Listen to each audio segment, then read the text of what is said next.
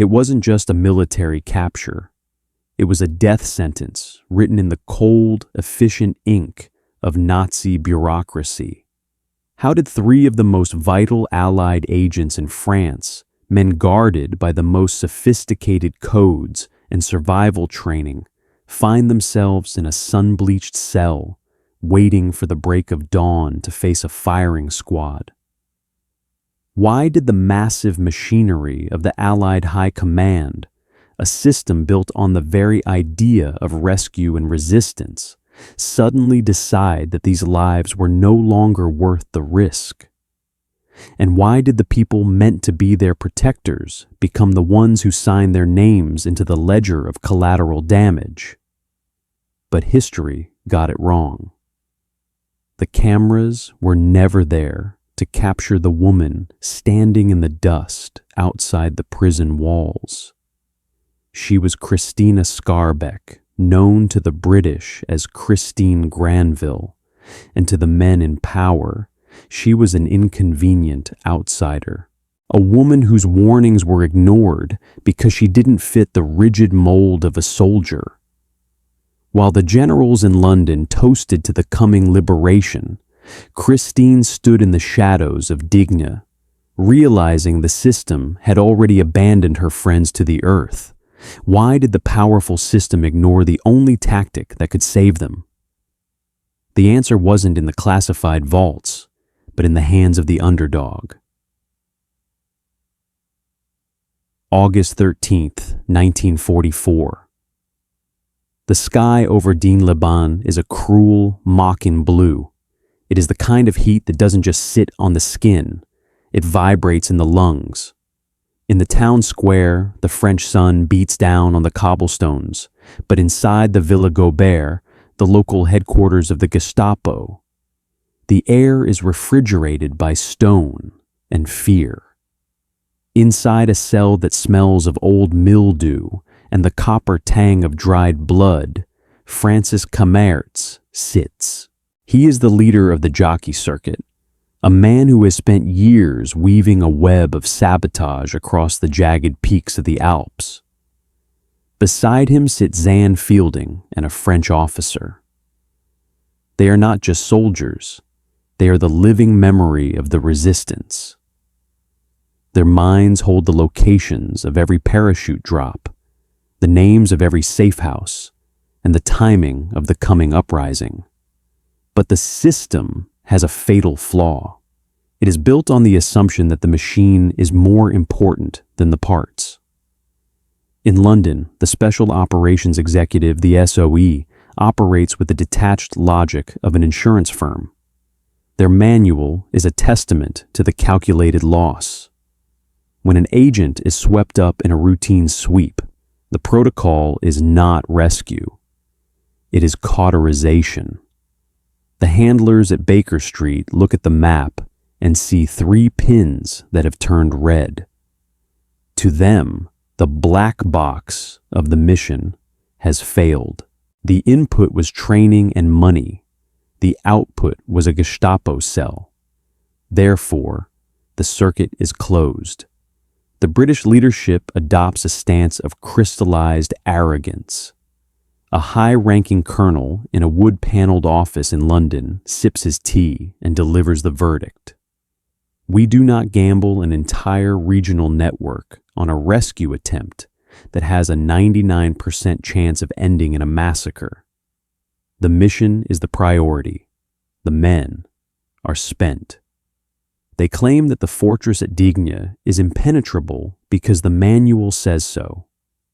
They believe the enemy is a monolith of iron discipline that cannot be bargained with. They treat the Nazi occupation as an immovable mountain.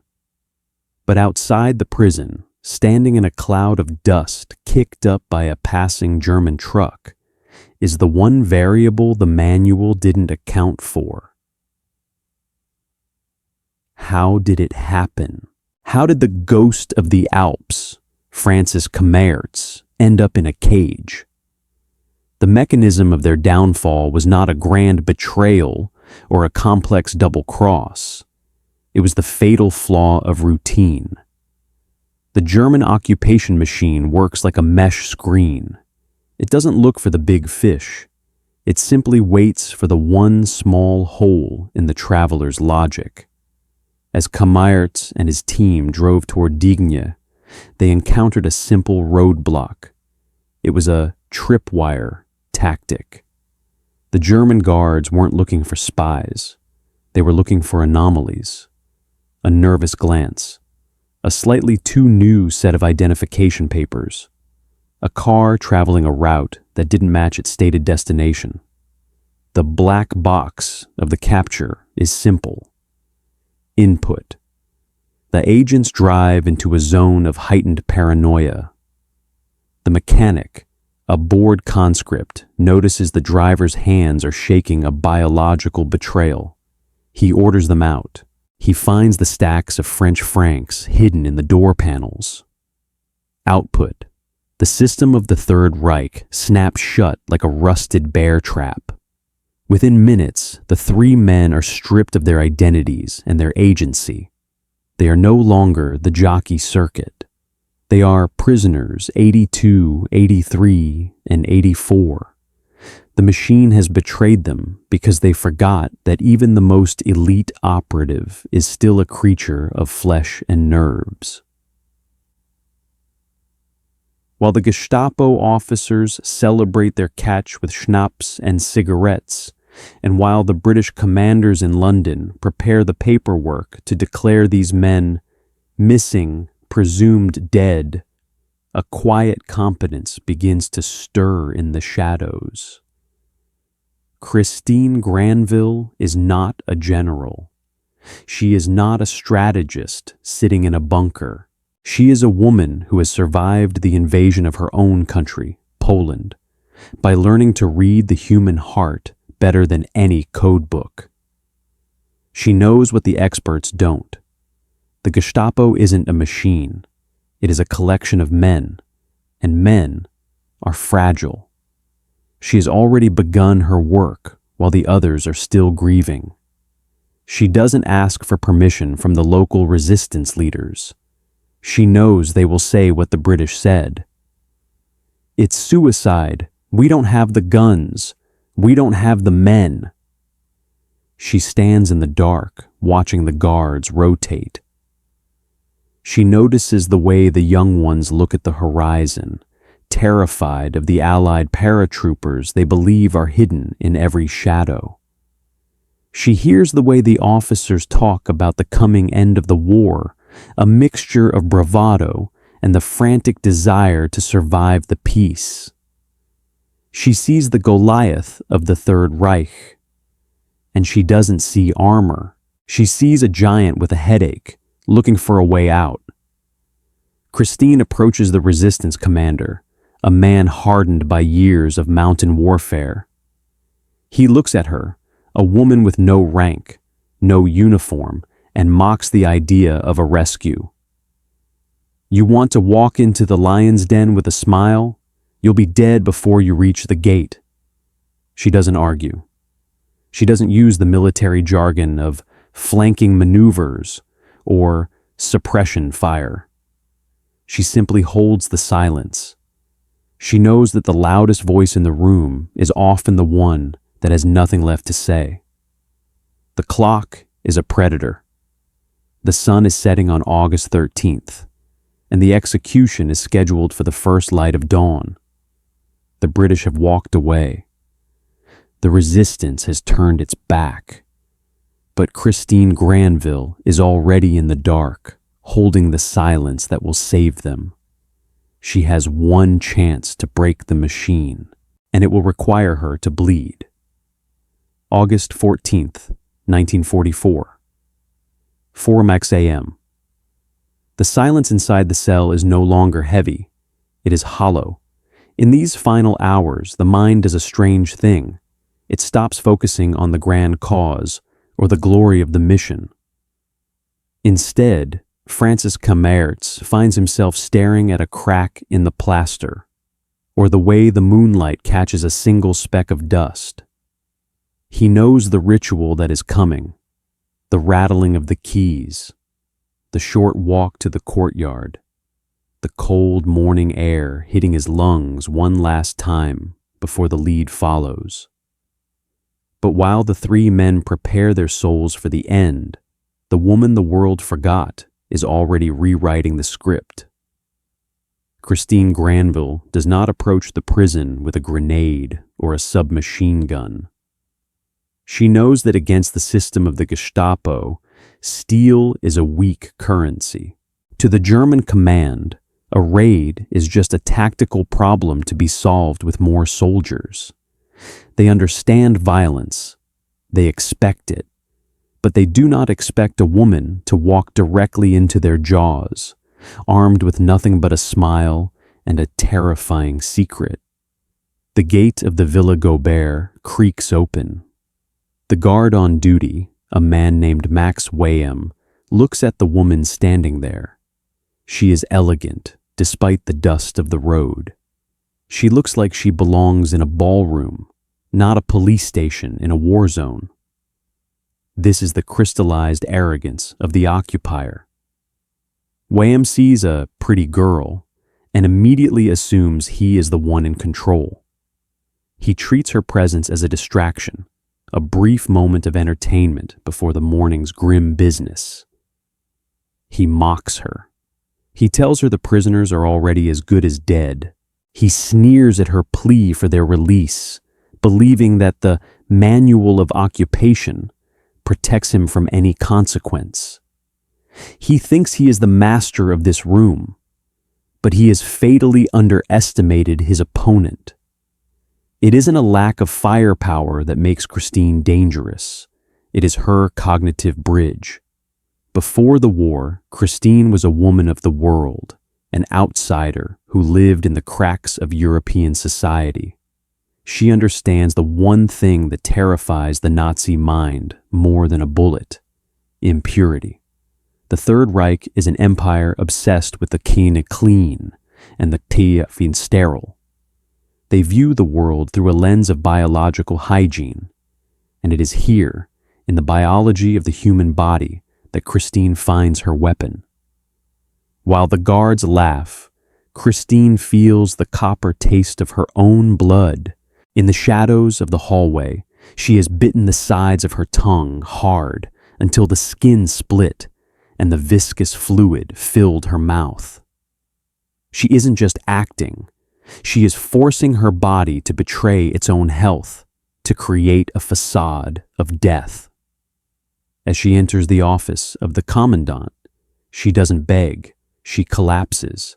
A fit of coughing seizes her, a violent, wet sound that echoes against the stone walls. When she pulls her hand away from her mouth, it is coated in a brilliant, terrifying crimson. She looks at the commandant with eyes that are wild, feverish, and piercing. She tells him a lie that is more potent than any explosive. She tells him she is a British agent, yes, but she is also a carrier. She claims she has been sent not just to sabotage their bridges, but to infect their ranks with a virulent, galloping strain of tuberculosis. The fatal flaw of the German mindset is their belief in their own invulnerability. They believe they can conquer nations, but they are terrified of the microscopic. Here's the black box of her deception. Input: a deliberate, self-inflicted wound disguised as a terminal symptom. The mechanic, evolutionary biology. The human brain is hardwired to recoil from the sick. By weaponizing the Gestapo's own hygiene-based paranoia, she bypasses their military training. Output: the commandant's hand, which was reaching for his pistol, suddenly jerks back as if he has touched a hot stove. The machine has been paralyzed by a cough, but the tension doesn't break. The commandant is a man of the system, and the system demands proof.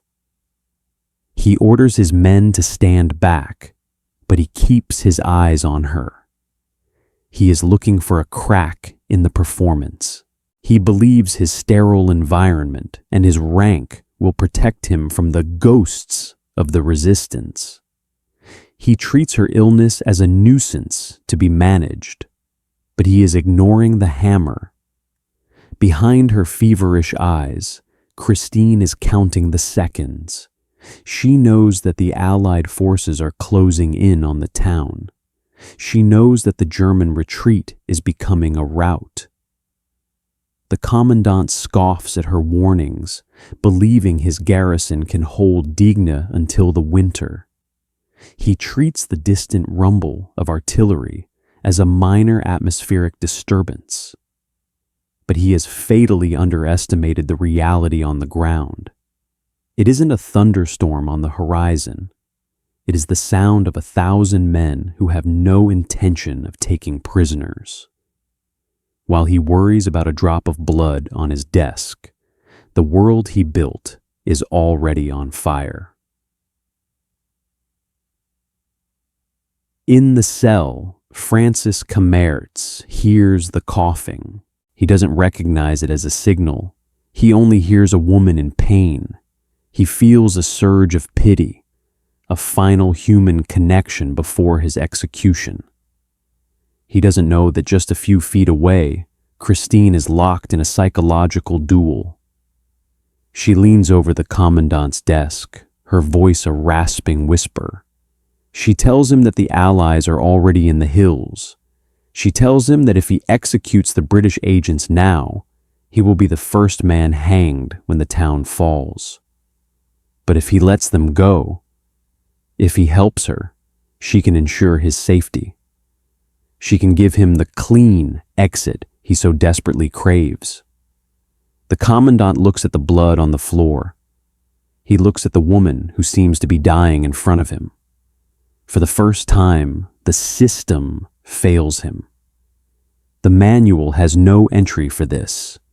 It doesn't tell him how to negotiate with a plague. The officer's arrogance is replaced by a cold, crawling dread. He realizes that he is no longer the jailer. He is a man trapped in a room with a biological bomb. Christine watches him. She doesn't blink. She doesn't wipe the blood from her chin.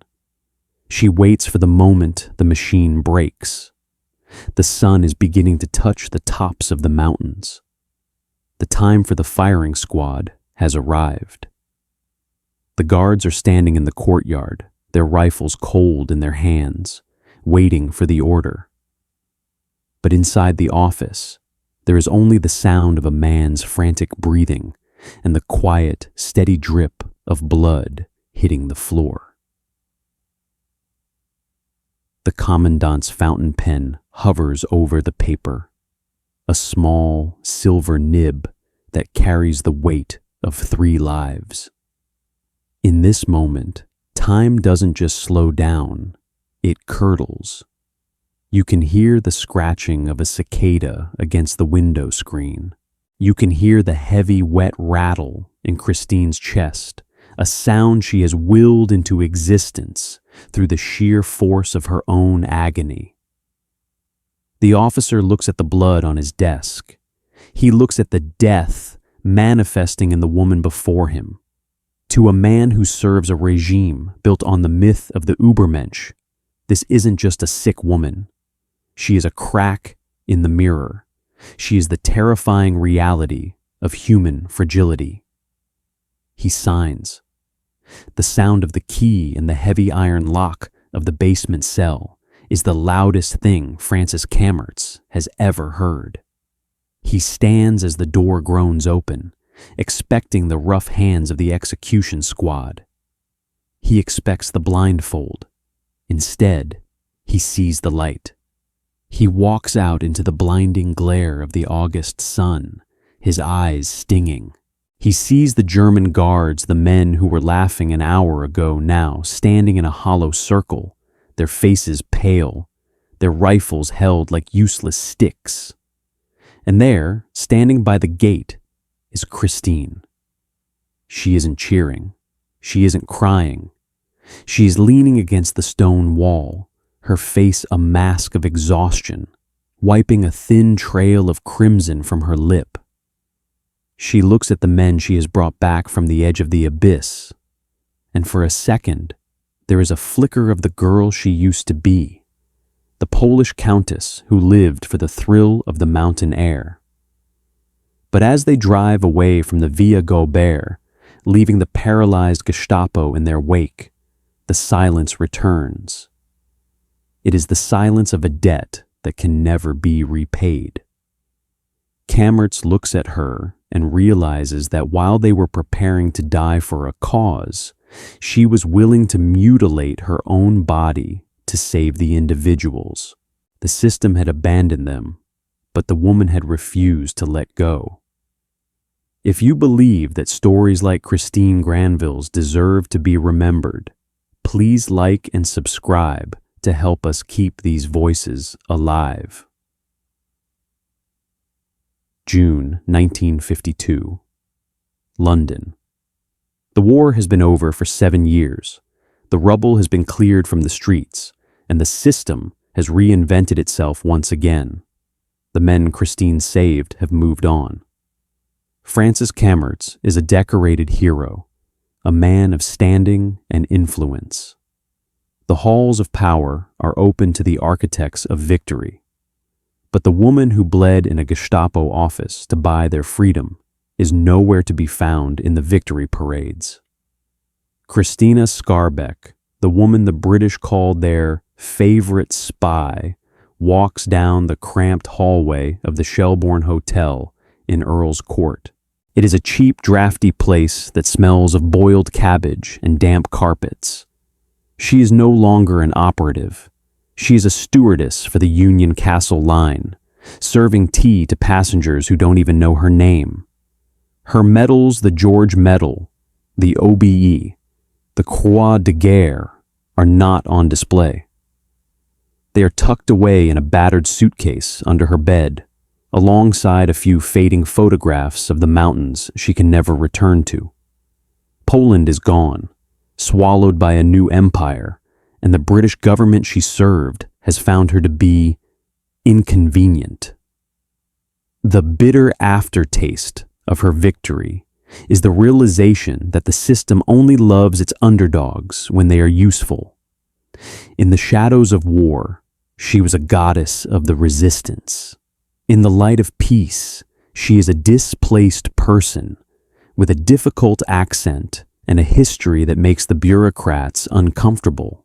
She is a ghost in the machine of a society that wants to forget the darkness she navigated. Her end does not come on a battlefield or in a Gestapo cell. It comes in that lonely hallway at the hands of a man, a stalker named Dennis Muldowney, whose obsession she couldn't escape because the world had stripped her of her agency. She survived the most efficient killing machine in human history, only to be taken down by the petty, localized violence of a man who couldn't handle her rejection.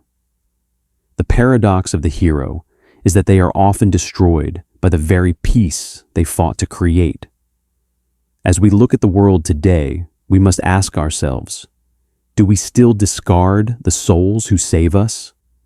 We build monuments to the system, to the armies, the governments, the institutions, but we often leave the individuals, the invisible agents of change, to wither in the margins.